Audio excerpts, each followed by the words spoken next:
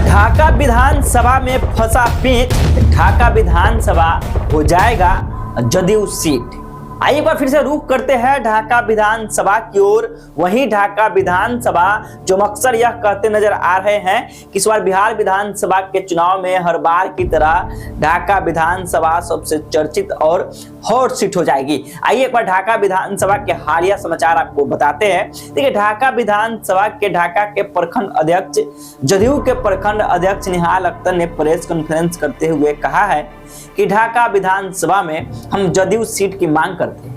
ढाका विधानसभा को एक बार जदयू के खाते में डाला जाए, ढाका विधानसभा को जदयू सीट बनाया जाए। हमारे जदयू के सिपाही में, जदयू के कार्यकर्ता में कोई इसी में से ढाका विधानसभा का प्रत्याशी बनेंगे और वो विधायक का चुनाव लड़ेंगे। हम हर बार ढाका विधानसभा में एनडीए का झंडा लेकर दौड़ते हैं और एनडीए को जिताने का काम करते हैं और एनडीए बड़ी बहुमत से, प्रचंड जीत से ढाका विधानसभा के जो भी प्रत्याशी होते हैं वो ढाका विधानसभा से एनडीए का चेहरा बनते हैं, एनडीए का विधायक बन जाते हैं। लेकिन इस बार ढाका विधानसभा के जदयू के जितने भी कार्यकर्ता है ढाका प्रखंड के, वो सभी लोगों की मांग है, प्रवक्ता हो, अध्यक्ष और तमाम जो कार्यकर्ता है जदयू के, उन लोगों की मांग है कि ढाका विधानसभा को जदयू के खाते में डाला जाए, नीतीश कुमार के छाप में डाला जाए, नीतीश कुमार के पार्टी में डाला जाए।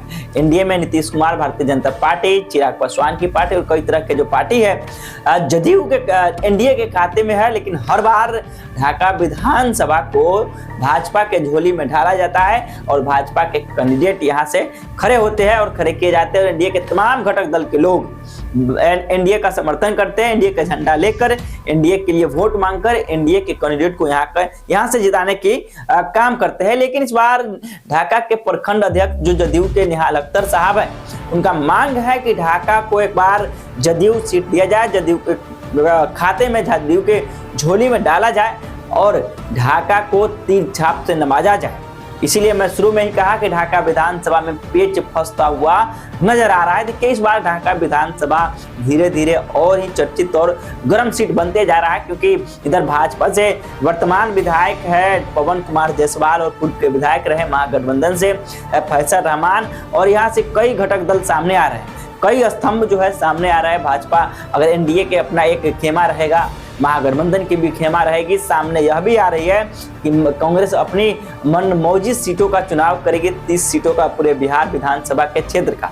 लेकिन अब देखना होगा कि इम्तियाज अख्तर भी है जो ढाका के वर्तमान चेयरमैन है, जो अपनी भी तैयारी शुरू कर चुके हैं, बूथ स्तर पर जाकर काम करे, लोगों से मिलते। खेमा उनकी भी अलग नजर आ रही है, क्योंकि महागठबंधन में जब होते तो महागठबंधन के चेहरों को सपोर्ट किया जाता, लेकिन इधर ढाका विधानसभा में पेच फंसता हुआ नजर आ रहा है। एनडीए में सब कुछ ठीक नहीं है और महागठबंधन में भी ठीक नहीं है। गठबंधन और महागठबंधन दोनों में पेच फंसता हुआ नजर आ रहा है। और इधर देखना होगा कि इस बार ढाका को एनडीए घटक दल ने किस घटक के झोली में यह सीट डालते हैं, क्योंकि चर्चा अब शुरू हो गई है कि ढाका विधानसभा को जदयू के खाते में डाला जाए। बाकी दिन अभी बहुत है, देखना होगा कि ढाका विधानसभा को भाजपा की झोली में फिर से जाती है या ढाका विधानसभा को जदयू के झोली में डाला जाता है। बाकी आप क्या सोचते हैं, अपना राय कमेंट बॉक्स में जरूर लिखिएगा। धन्यवाद।